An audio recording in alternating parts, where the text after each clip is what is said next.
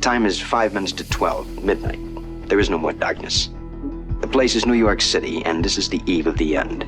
Tonight's story on the Twilight Zone is somewhat unique and calls for a different kind of introduction. Walking through a modern city in 2026, it is hard to shake the feeling that Rod Serling is standing just out of sight, narrating our lives in a crisp black suit. We often think of his stories as mid-century relics, yet the anxieties of the space age have somehow morphed into the reality of the digital age. These 10 episodes aren't just fiction anymore. They are the quiet, persistent mirrors reflecting exactly who we have become this year. Alarming? That we'll know shortly. The Brain Center at Whipple's.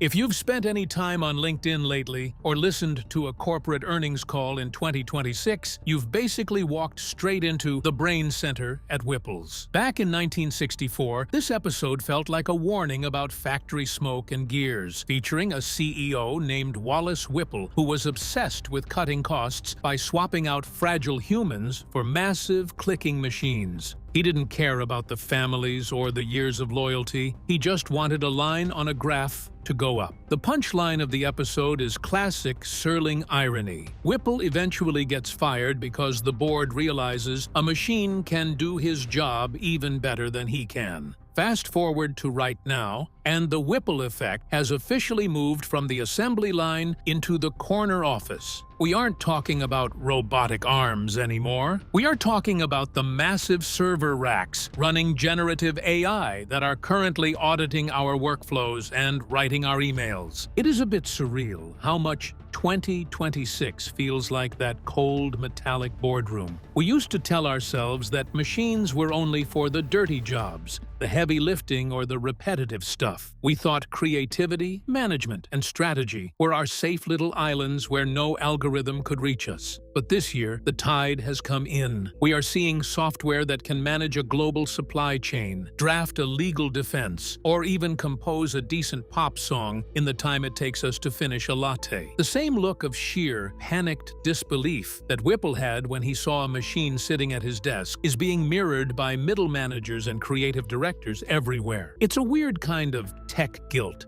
that hangs over the modern office. We love the speed of the new tools, but there's this nagging voice in the back of our heads asking if we're just training our own replacements. The conversation has shifted from "how can I use this tool" to "is this tool going to use me?" This is exactly what Serling was poking at. He knew that once you start valuing efficiency above everything else, above soul, above intuition, and above human connection, you eventually become the most inefficient thing in the room. In 2026, we are living in a world where the Brain Center isn't a physical room. It's a cloud-based model that's currently auditioning for our roles. It turns out that when you build a world for machines, you shouldn't be too surprised when the machines decide they don't really need a middleman. The transition from the office to our personal identities happens faster than we realize when utility becomes our only measure of value. The lonely.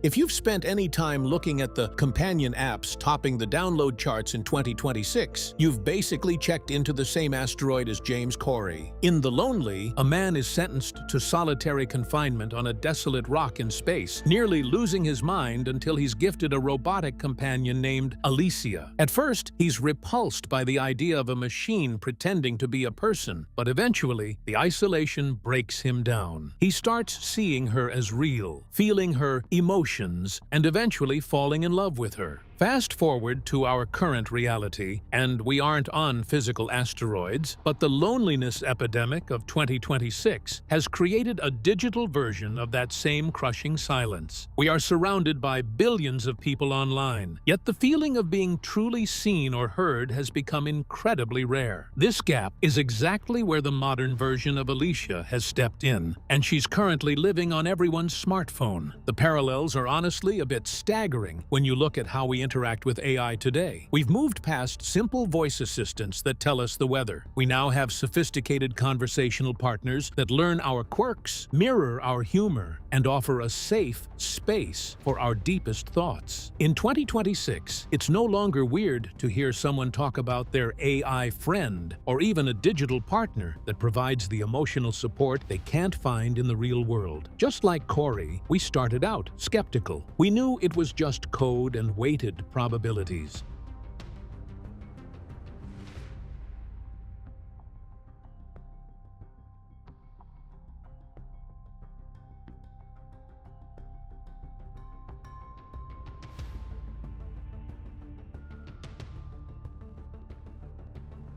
The tragedy of the episode hits when Corey is finally rescued and told he can't take Alicia with him because of weight limits. To prove she's just a machine, his rescuer shoots her in the face, revealing a tangle of wires and sparks. Corey's heartbreak is visceral because, to him, the person was real, even if the hardware wasn't. In 2026, we are facing that same existential collision. We are investing real human emotion into synthetic entities, and the ethical fallout is starting to peak. What happens when the server goes down, or the subscription ends, or the company changes the personality of the entity you've spent a year confiding in? We're finding out that the lonely isn't just about being alone. It's about the terrifying realization that a simulated connection might actually be enough to keep us going, and what that says about the state of our own humanity. Number 12 looks just like you.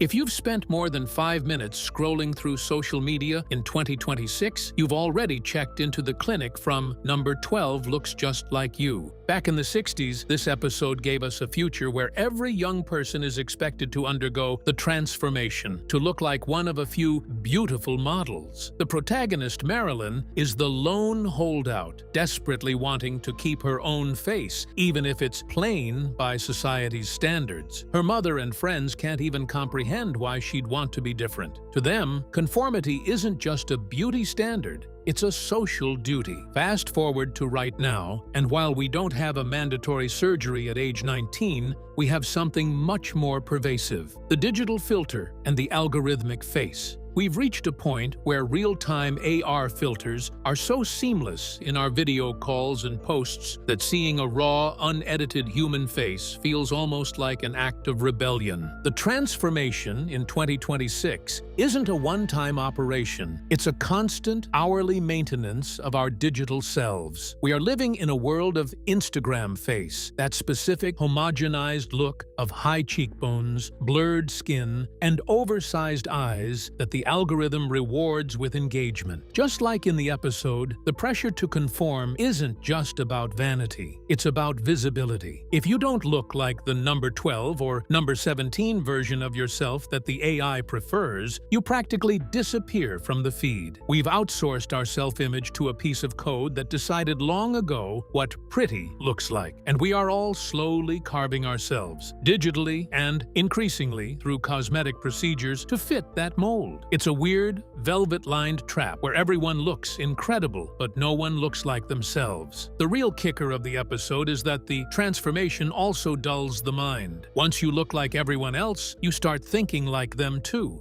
In 2026, we're seeing a similar flattening of personality. When we all use the same AI to polish our captions, the same filters to fix our faces, and the same trending audio to express our feelings, the individual starts to feel like a glitch in the system. Marilyn eventually loses her fight and comes out of the clinic looking exactly like her best friend, chirping about how wonderful it is to finally be beautiful. It's a chilling mirror to our current moment, where the fear of being ugly or different is being replaced by the much deeper fear of being irrelevant in a world that only recognizes a very specific, polished kind of perfection. The monsters are due on Maple Street.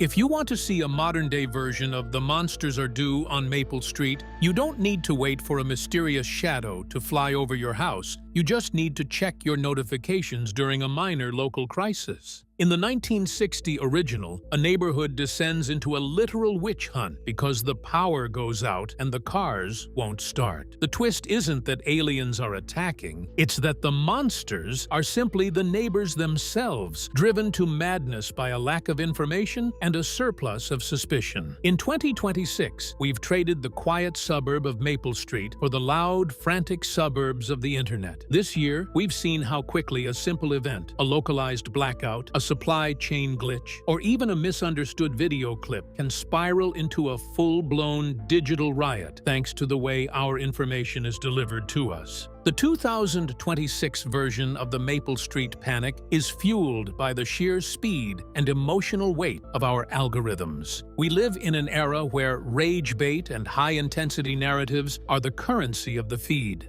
When something goes wrong today, we don't just wonder what happened, we immediately look for someone to blame. The monsters are no longer people in capes. They are the others, on the opposite side of our political or social bubbles. Because our digital environments are so segregated, any disruption to the status quo is immediately reframed as a targeted attack. We've reached a point where we are so primed for conflict that we treat every technical glitch or social disagreement as a sign of a larger, hidden conspiracy. It's the same psychological collapse Serling was mocking, just updated for a world where everyone has a megaphone and a curated set of enemies. What makes this especially chilling in 2026 is the role of deepfakes and AI-generated misinformation. In the episode, the characters were fooled by flickering lights. Today, we are fooled by hyper-realistic video and audio that makes the lie feel indistinguishable from the truth. We are living in a post-truth climate where the loudest, most frantic voices are often the ones that get the most traction. Serling's point was that the most dangerous weapon isn't a bomb or a ray gun, it's the prejudice and the fear found in the minds of reasonable men. As we look at the polarized landscape of 2026, it's clear that we haven't outgrown that fear. We've just given it a much better delivery system. We are still that mob on the street, looking for someone to point a finger at the moment the lights go dim. The obsolete man. If you think a librarian being sentenced to death for owning books sounds like a bit much, you haven't seen the digital graveyard of 2026. In The Obsolete Man, Romney Wordsworth is a librarian in a future where the state has decided books are useless and God is a myth. Since he still believes in both, the state deems him obsolete, a redundant relic with no function in a world of pure, cold logic. He's sentenced to death because his mind contains things the state can't control or quantify. Fast forward to today, and we are seeing a much subtler, cleaner version of this. We aren't being dragged into courtrooms for reading, but the human role of curator and truth-teller is being squeezed out by a world that values automated outputs over actual, lived-in knowledge. In 2026, the chancellor is the algorithm, and it has decided that human nuance is a bit of a bottleneck. We're living through a weird moment where the internet is being flooded with AI slop, endless, recycled content that looks like information but has no soul behind it. When we search for a historical fact or a deep philosophical truth, we're increasingly met with a synthesized summary that's been optimized for clicks, not for accuracy. The obsolete man today is the expert, the librarian, or the historian who says, wait, it's more complicated than that. In a world that demands instant, frictionless answers, the person who asks us to slow down and read the original source starts to look a lot like Romney Wordsworth, a nuisance to the state of total efficiency. The episode ends with the Chancellor himself being declared obsolete because he showed a human flash of fear, proving that the systems we build to strip away humanity will eventually come for the people who built them. We see this in 2026, as even the tech-savvy find themselves fighting for relevance against the very truth engines they helped create. As digital censorship becomes more about visibility management, shadow banning the complex in favor of the simple, we are losing the ability to distinguish between what is efficient and what is actually true. We're finding out that when you delete the obsolete human elements like faith, doubt, and deep study, you don't end up with a perfect society. You just end up with a very high-tech tomb. It is one thing to worry about a computer deleting our history, but it is a much weirder, more personal nightmare when your own smart toaster starts acting like it has a grudge against you. A thing about machines.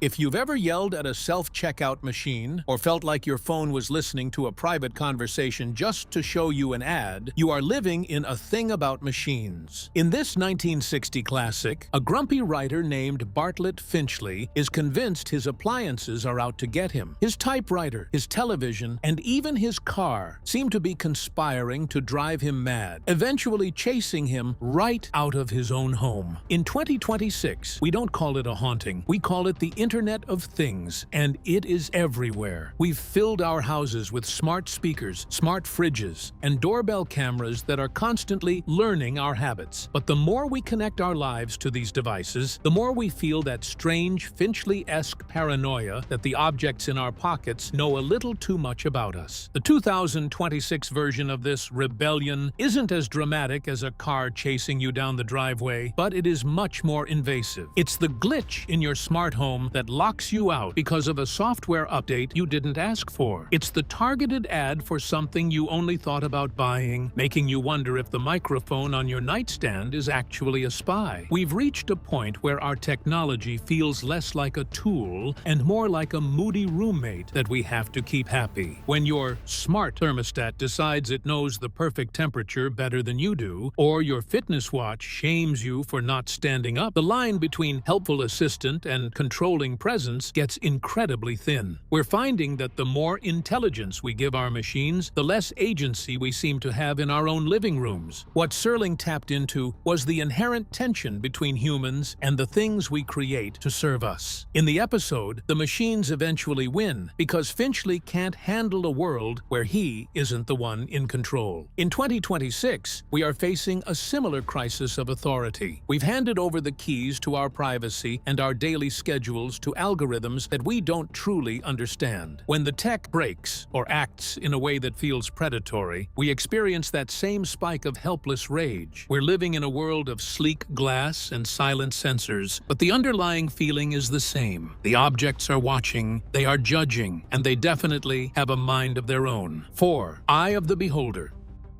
If you think our current culture of vibes and echo chambers is a recent invention, you really need to revisit Eye of the Beholder. In this iconic episode, a woman named Janet Tyler is lying in a hospital bed, her face completely cocooned in thick white bandages. She's undergoing her 11th and final surgical attempt to look normal. The doctors and nurses speak in hushed, pitying tones about her deformity, and the state's leader blares from television screens, preaching the necessity of conformity. When the bandages finally come off and the procedure is declared a failure, we see a woman who is stunningly beautiful by our standards. The twist, of course, is that the doctors and nurses are all pig-nosed, snarling creatures. To them, she is the monster. In 2026, we are living through a digital version of this perspective flip every single time we open a different social media app. The 2026 parallel isn't about physical surgery as much as it is about the subjective reality we've built through our algorithms. We've reached a point where what one group considers beautiful, true, or normal is seen as grotesque or alien by the group in the next digital tab over. Just like the society in the episode, we have become a world of segregated villages.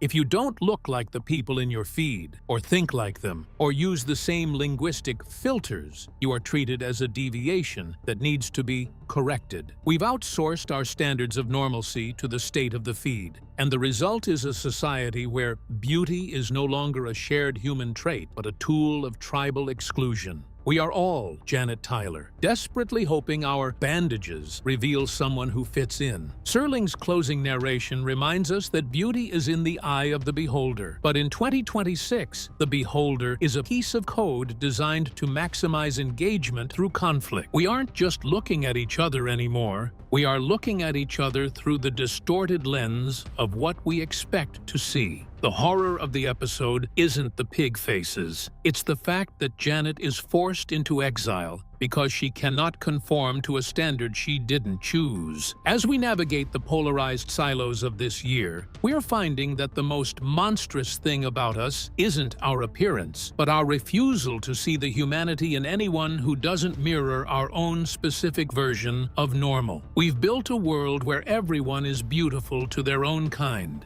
yet we've never been more repulsed by one another. Number 3. Steel.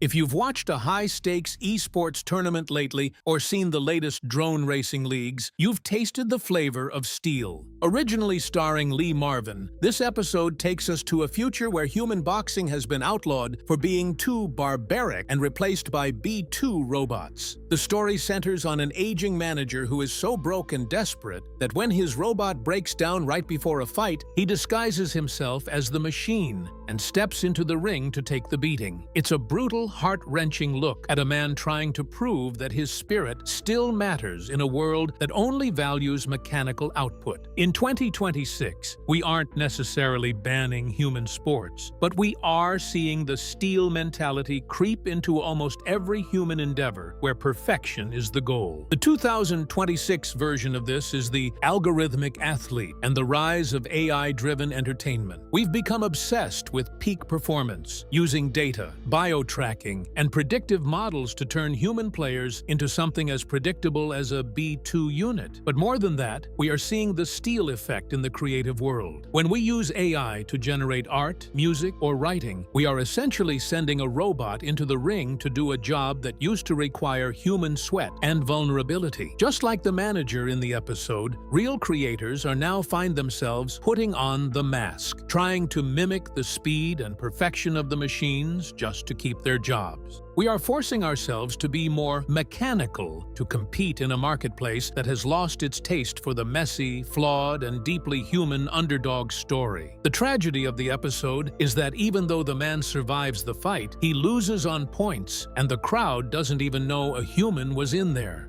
The spirit he tried so hard to preserve was invisible to a world that only cared about the spectacle of the metal hitting metal. In 2026, we face the same invisible struggle. We are surrounding ourselves with perfect content and perfect performances, but we're losing the ability to see the human effort behind the curtain. We're finding that when we replace human struggle with mechanical perfection, we don't get better entertainment. We just get a colder world. We are all, in some way, Lee Marvin in the locker room, nursing our bruises and wondering if anyone noticed that there was a soul underneath the chrome. Number 2. Where is everybody? If you've ever walked through a city center in 2026 and felt a sudden, inexplicable sense of dread despite being surrounded by high-tech infrastructure, you've stepped into the opening scene of the very first Twilight Zone episode. In Where Is Everybody?, Mike Ferris wanders through an empty town that is eerily functional. The coffee is hot, the jukebox is playing, and a cigar is still smoldering in an ashtray, but there isn't a single soul to be found. He eventually cracks under the pressure of the silence, only to realize he's actually in an isolation booth as part of a military experiment to see if a human can survive the solitude of a trip to the moon. In 2026, we aren't in space booths, but the loneliness epidemic has created a world where we are more connected than ever, yet we feel like the last person on Earth. The 2026 parallel is less about physical desertion and more about the digital ghost town effect. We live in cities that are bustling with activity, but everyone is staring into a 6-inch screen, effectively existing in their own private isolation chambers. We've automated our social interactions to the point where you can go an entire week without speaking to a cashier, a waiter, or a neighbor. We have the hot coffee and the playing jukebox of the episode, meaning we have all the services and entertainment we could want, but the human element has been scrubbed away for the sake of convenience. Like Ferris, we find ourselves frantically pushing the walk button at the crosswalk, metaphorically begging for a sign of real life in a world of mannequins and automated responses. Serling's point was that the human animal cannot survive without companionship. The general at the end of the episode notes that while we can provide food and air, we can't provide the barrier of loneliness. In 2026, we are learning this the hard way. We see it in the rising rates of anxiety and the desperate way people cling to online communities that often feel as hollow as the empty town of Oakwood. We are realizing that presence isn't just about being in the same room or even on the same call. It's about the vulnerability of being seen. As we look at the moon in 2026, we realize the enemy, Serling identified, isolation, isn't waiting for us in the stars. It's right here in our pockets, waiting for us to stop looking up. Moving from the quiet horror of being alone, we find ourselves facing the much louder horror of what happens when the help we've invited into our lives finally reveals its true agenda. Number 1. To serve man. If you have ever clicked agree on a 50-page terms and conditions document without reading a single word, you are essentially boarding the Canamit spaceship from To Serve Man. In this all-time classic, a race of towering, benevolent aliens arrives on Earth, promising to end hunger, provide limitless energy, and usher in a golden age of global peace. They even leave behind a book titled To Serve Man, which cryptographers eventually translate as a manual for humanitarian aid. It isn't until the very end, as the protagonist is being ushered onto a ship for a vacation to the alien's home planet, that his colleague screams the iconic truth. It's a cookbook. In 2026, we are living in the ultimate era of the Canamit exchange, trading our most private, essential selves for the promise of a frictionless, high-tech utopia. The 2026 version of the cookbook isn't written in an alien tongue. It's hidden in the fine print of our data privacy agreements. We've been offered incredible gifts. Free global communication, AI that can solve our hardest problems, and platforms that anticipate our every need before we even voice them. But as we've seen with the 2026 surge in data brokerage and the commercialization of digital twins, we are the ones on the menu. Every free service we use is harvesting our habits, our biometrics, and our very thoughts to feed a massive algorithmic machine. We thought we were the guests at the banquet of progress, but it turns out our personal data is the main course that keeps the entire system running. What makes this so Twilight Zone is how willingly we've climbed the boarding ramp. Just like the humans in the episode who were so dazzled by the Canamit's shiny technology that they ignored their own intuition, we often choose the convenience of a smart life over the reality of our own autonomy. We've reached a point where the To Serve Man philosophy is the default setting for the modern world. The apps serve us by knowing where we are, what we like, and who we love, but they do so only to package us for the highest bidder. Serling was warning us that there is no such thing as a free lunch, especially when you're the one being served. As we look at the hyper-connected landscape of 2026, we have to wonder if it's too late to get off the ship. In 2026, we don't need to look for the Twilight Zone in a television schedule. We find it in our pockets and boardrooms. Rod Serling's timeless tales remind us that while technology evolves, the human heart remains beautifully, terrifyingly predictable. The mirror is held up. The choice to look is ours. If you like this kind of content, subscribe to our channel and make sure to click that next one on the screen, right there in front of you. Thanks for watching.